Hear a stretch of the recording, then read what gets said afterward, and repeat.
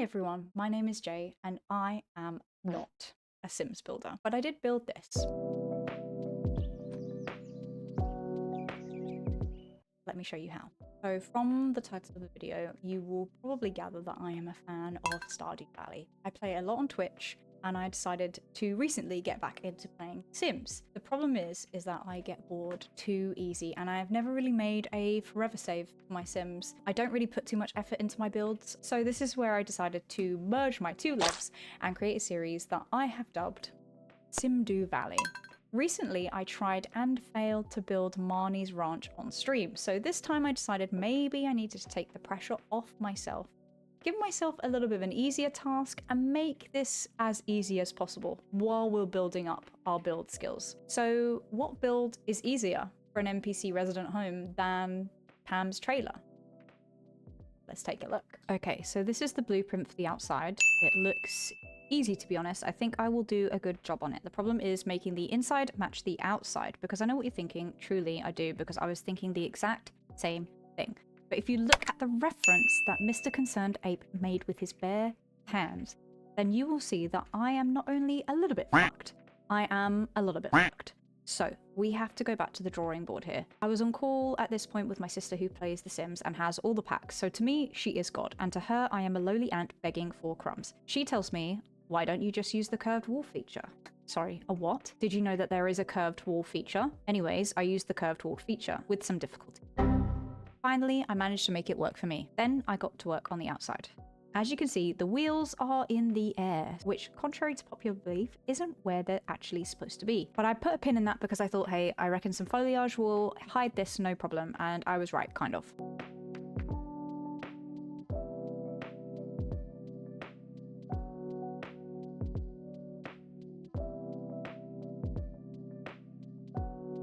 Okay, here I was pretty happy with making the best out of a questionable situation. The roof slaps and you can't deny it. I actually did a really awesome job on this. It's simple, it works. I just, come on, it looks like a trailer. I've done a good job. Now, the inside was a challenge. It was basically coming together as a tiny home build, which I've never done, but I have actually always wanted to try. My main issue was trying to figure out how to replicate the inside of the house without having to create any extended buildings. But after I put the flooring down and mapped out the room space, I think this helped me to visualize what goes where.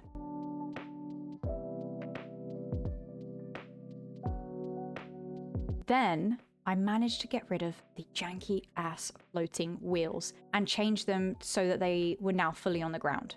It was like finding my first star drop. Everything was coming together. I found wheels, I learned how to make curved walls. Now I had the outside down and I was happy I could finally focus on the inside. Now in the game, Pam and Penny don't have a fridge, so I ended up scaling down this mini fridge that I found.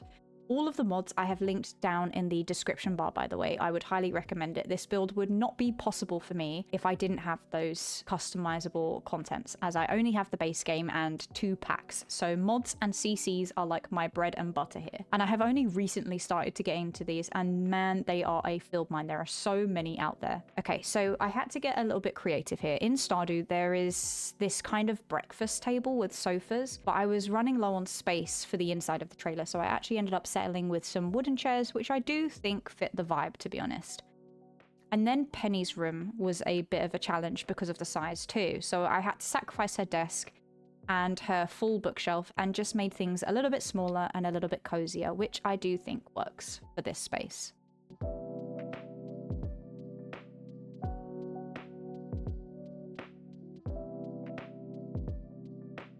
Now, I don't know about you, but clutter is kind of what makes the Sims builds more immersive. So I wanted to create a general Pam vibe in the living room, which is where she is mostly sleeping, which means leftover beer cans, laundry, and, the typical slobbish Pam stuff. At this point, I have reached flow state, guys. I am trying to fix the problem of the rim of this trailer not being able to curve round, so I ended up just smacking a load of bushes around it to try and hide it, and I think that it worked. The next thing that I wanted to add was a bathroom, because Concerned Ape apparently didn't seem to want to include that in the game, And I have to say, I am a little bit disappointed that I can't bust down a door and witness Mayor Lewis taking a fat shit. So I decided on making an outhouse for Pam and Penny, simple, tucked away, and I probably could have done more with this, but I didn't really want to. So I hid it away behind the tree and kind of just left it there. This is mostly for when we want to try and do the gameplay. It just makes sense for them to have the things that you would need to run a lot, so that's why that's there. I also wanted to add a little bit more clutter to this corner too, just because it looked a little bit bare. I was happy with the add-ons that I did. I think it's quite Pam. My sister also showed me that there is so much more cupboard variety that I didn't realize, so that was really neat too. I also added a few more things to Penny's room to give it a bit more character.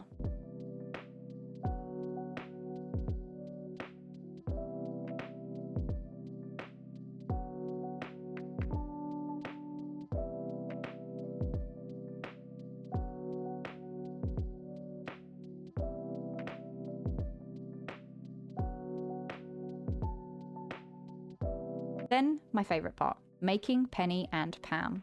So, I ended up downloading a bunch of custom content for Penny, specifically because of her hair, because she has that weird-ass curly bun thing, so I knew I had to find some good CCs. Luckily, there was one literally called Penny Stardew Valley, so I basically downloaded everything in that folder and said a prayer to my computer. Now, similarly to the building, I am pretty new to customization, so because I downloaded a heck ton of CCs, I don't actually know how to fully use them or find their compatibility. So I kind of was just picking and choosing, and it was really fun to try and work them out and seeing what worked with which character. I think it would have been fun to look through the base game content to see how close I could get. But for the sake of this project, I thought I would just download and then tweak as I went, which is what I did, and I think Penny actually turned out really cute. Sorry I don't have any of the satisfying clicky noises in this video. I was on call with my sister the entire time and I couldn't separate my desktop audio with the game audio, so I just muted it in the end and then just put music in the background. So for Penny's aspirations, I went with family-oriented, bookworm, and neat. But I probably should have selected good if I was going for the Stardew Legacy Challenge, but it's okay, I think it works. Then for Pam. Obviously, her aspirations were going to be slob, lazy, and loyal. I might be being a bit too harsh on her character, but honestly, I don't really care. Now, her hair was a challenge. I ended up not finding a CC that I liked for her, so I kind of went mostly base game for everything in Pam, except for some of the facial details. I think she turned out pretty close to her pixel base, to be honest. So yeah, I was happy with how they came out.